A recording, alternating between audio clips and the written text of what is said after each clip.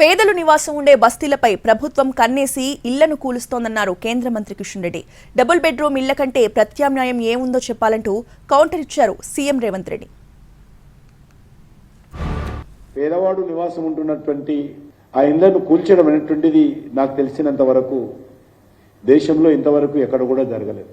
ఏ ప్రభుత్వమైనా మంచి కార్యక్రమాల మీద పేరు తెచ్చుకోవాలనుకుంటారు, కానీ ప్రభుత్వము కూల్చివేతల ద్వారా పేరు తెచ్చుకోవాలనుకోవడము అంతకంటే అవివేకము, అంతకంటే దుందుడుకు విధానము, అంతకంటే అవగాహన రాహిత్యము ఇంకొకటి ఉండదనే విషయాన్ని ఈ సందర్భంగా నేను ఈ ప్రభుత్వానికి మనవి చేస్తా ఉన్నాను. గౌరవ ముఖ్యమంత్రి రేవంత్ రెడ్డి గారు ఏకపక్షంగా ఈరోజు వ్యవహారం చేస్తూ మరి పేదల మీద ప్రతాపం చూపడము ఏమాత్రం న్యాయం కాదు. ఇక్కడ నుంచే ప్రభుత్వానికి సూచన చేయడం జరిగింది. ప్రజల ఆందోళనను కానీ ప్రజల మనోవేదనను కానీ పరిగణలోకి తీసుకోకుండా ముఖ్యమంత్రి గారు ఈ రకంగా వ్యవహరించడం ఏమాత్రం న్యాయం కాదు. హైడ్రా గురించి అసెంబ్లీలో చర్చ పెట్టినప్పుడు ఈ సన్నాసులు పారిపోయినారు, మాట్లాడలేదు. హైడ్రా మీద అసెంబ్లీలో చర్చ జరగలేదా?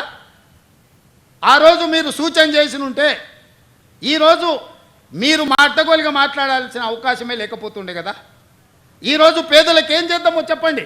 మీ తాత సొమ్ము మా తాత సొమ్ము ఇచ్చేది లేదు. ప్రజలు కట్టిన పన్నుల నుంచి పేదలకు ఇవాళ 12,000 మంది బఫర్ జోన్లో లేకపోతే నదీ బెడ్డులో మూసి పరివాహక ప్రాంతంలో ఉంటే 15,000 డబల్ బెడ్రూమ్ ఇండ్లు ఇవాళ మనం కేటాయించడానికి నేను ఆదేశాలు ఇచ్చిన.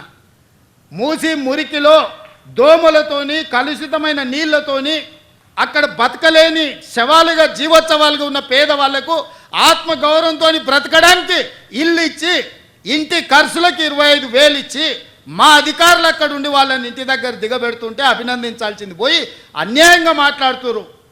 డబుల్ బెడ్రూమ్ ఇల్లు కంటే ప్రత్యామ్నాయం ఏముందో చెప్పండి, పంచుదాం. ఇది ప్రజల సొమ్ము.